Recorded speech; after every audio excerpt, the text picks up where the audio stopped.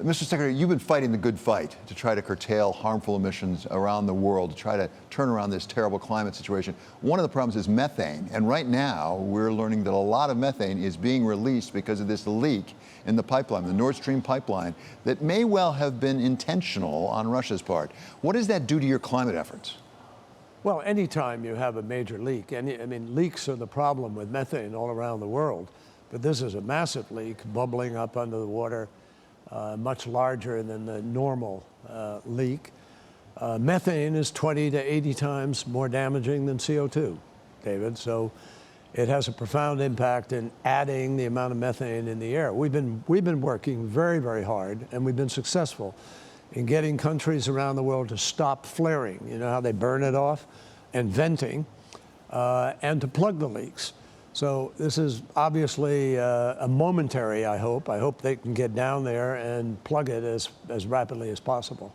What does it say more broadly about what's going on with the war in Ukraine and climate efforts? Because now we see an energy crisis in Europe really triggered by this war, and a move back to things like coal.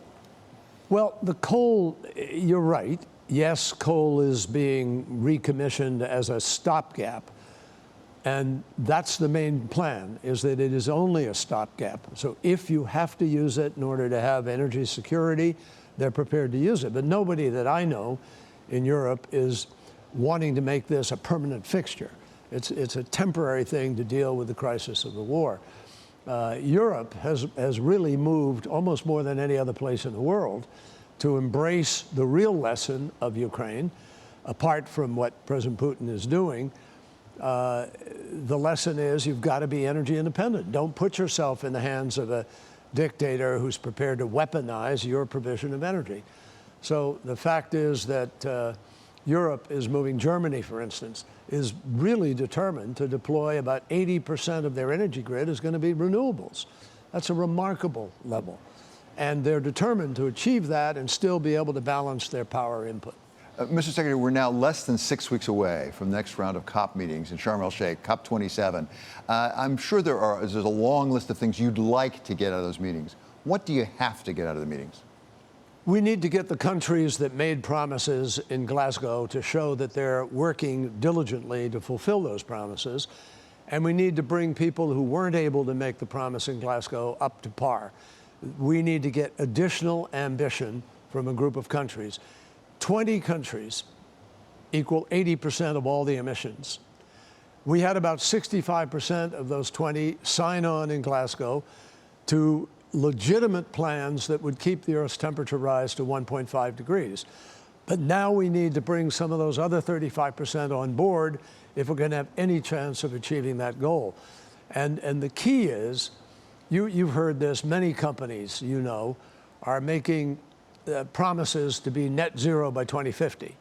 But the reality is, unless you do enough between now and 2030, you can't hit net zero 2050, barring the discovery of some miraculous new technology. So we really need countries in Sharm el-Sheikh to step up, show the additional ambition, and come out of there with the ability to keep the 1.5 degrees alive. Where are we on performing what has already been promised? I mean, how close are we? Which countries are doing well? Which countries are not doing so well? Well, I think every country is a little bit behind where they intended to be because of the war in Ukraine, because of the pressures of inflation, because of the challenges of energy provisions for this winter. You know, there's a lot happening. But we have to be able to manage multiple crises at the same time. And the reality is that if we don't do enough about the climate crisis, we're going to pay for it many times over down the road. It is far more expensive, according to every single economic analysis, to not do something than it is to be investing in it now and make it happen. And what's more, David, this is the largest market the world has ever known, the energy market. And there are 4.5 to 5 billion users of energy around the world today. That's going to grow to perhaps 9 billion, 10 billion by 2030. And we already have about 1 billion people who don't have any electricity in the world. So you have this massive market. And the demand now is going to draw a lot of new technologies, a lot of new investment to that effort to fill that demand. I think it's actually a very exciting economic moment. There are going to be huge numbers of jobs created, new technologies created, new wealth created, and a great deal of opportunity for a lot of countries around the world. Let me ask you one specific question about COP27, and that is coal with respect to South Africa. There were plans to get South Africa off of coal. We were supposed to have some details, I think, by the time of COP27. Where are we on that? Working very, very hard on it. Great Britain, the UK is sort of leading that charge together with the United States and other countries. There's a team working with South Africa right now, helping to figure out the financing of exactly how certain coal plants will be decommissioned and how the power grid is going to be added to in a way that is sustainable and renewable. So we have all put together about $8.5 billion to try to help Eskom, the South African energy company, to be able to manage this transition. We need President Ramaphosa and the political establishment to come on board. But our teams are in South Africa even now and continuing to work at this. Even as you work hard to make sure to keep it at 1.5 degrees Celsius, there's a lot of damage being done around the world. There's a lot of costs being incurred. There's a lot of need for adaptation, for compensation for loss and damage, a lot of money. Talk about climate finance. I think that's part of why you're in New York to address that issue. Where are we on financing some of this? Well, we're working on a new approach to try to attract major capital to this task. I mean, the UN analysis of finance for climate says that we need about $2.5 to $4.5 trillion every year for the next 4 years. We're not close, excuse me, for the next 30 years. We're not close to achieving that right now. So how do we attract that capital? There are plenty of companies around the world looking for deals, but they want bankable deals. And many of the climate initiatives are not yet bankable. So our job, government job, I think, and President Biden believes this very deeply, is why he's committed a number of resources to this effort. We need to help shape that. For instance, the Inflation Reduction Act will have major production and investment tax credits in it. That will attract capital to a place that it might not otherwise have gone. What we're trying to do is raise some concessionary funds in a way that will allow us to help create the bankable deals so the investment money can come in, and we've dealt with first loss. We have perhaps insurance or a blended finance structure that reduces the risk for the investment money to feel comfortable that they're ready to pull the trigger and make a long-term investment. It's every agreement in each country will be different. There'll be a different blending or a different financial structure, but the basic construct is the same. You've got to de-risk the deal sufficiently that investment money feels ready to go, pull the trigger, put the investment in.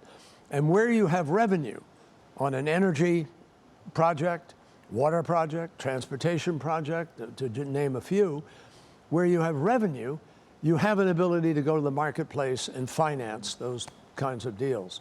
So we're trying to bridge the gap between where you don't have that green light, how you can get the green light, and then actually providing the money where everything kind of comes together. As you say, President Biden has had an unequivocal commitment to really dealing with climate, and many people say that the Inflation Reduction Act has done more on that than people can remember, frankly. Totally. At the same time, there are gaps left. I mean, President Biden also wanted to come up with $11.4 billion a year, I think, to address climate by 2024. They tried it last year. I think you got something like $1 billion. How realistic is it to get to that $11.4 billion? How important is it to get to that number? Well, it's very important to get to the number because the United States' credibility is on the line. We've pledged that we will help fill out the $100 billion that is supposed to be concessionary that came from the Paris Agreement. That has never been fully filled out, and we know that. At the same time, we are mobilizing $94 billion right now at President Biden's request and instruction in order to do technology. And we don't get credit for raising that 90 billion. So we've got to kind of fix the way in which we're measuring who's contributing and contributing what. But we will find a way, I believe by time of Sharm el-Sheikh, by the next meeting in 6 weeks, I believe we're going to have a methodology that can help us attract capital that will be concessionary, and help to deploy some of the trillions of dollars. What's your experience thus far with the private sector? Not the government part, but the private sector. How enthusiastic are they? And let's be frank, some people talk a good game, but when they have to write a check, it's hard to get them to write the check. Are people willing to write checks? Yes, and people are. And I find that in Glasgow, we had the greatest private sector participation, David, that we've ever seen. Very important, large companies. I mean, you know them, the Googles and Apples and Microsofts, Boeing, but also foreign companies, Lafarge, Holcim, Maersk, the shipping container. They pledged that the next 8 ships they build or buy are going to be carbon free. We have this thing called the First Movers Coalition. Volvo has stepped up, Ford Motor Company. They've pledged that 10% of the steel that they now buy to make their cars will be green steel.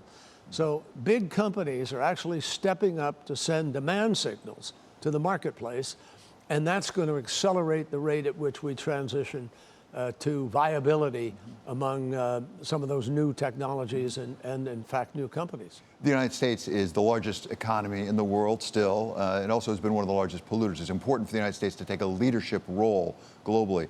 China's a close second in a lot of those aspects. Where is China on this? At this point, are they a competitor with us with their One Belt, One Road versus our Build Back Better world, or are they a cooperator? Well, China's not, with respect to emissions, China's #1 in the world, by far.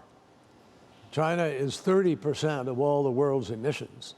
We're 10% and going down. And so the challenge now with China is to figure out how, hopefully even together, we're prepared to cooperate to do this, try to get China to be able to more rapidly transition from coal to other sources of energy. Now, China is a contradiction in a way, because even as it is surely a competitor in many ways, yes, in the marketplace and otherwise, but China is also the largest manufacturer of renewables in the world. It's the largest deployer of renewables in the world. China will sell more electric vehicles in the next year or so than the entire rest of the world put together. So there's a contradiction in our relationship with respect to China on this, which right now is not in a cooperative mode because of their differences over Taiwan.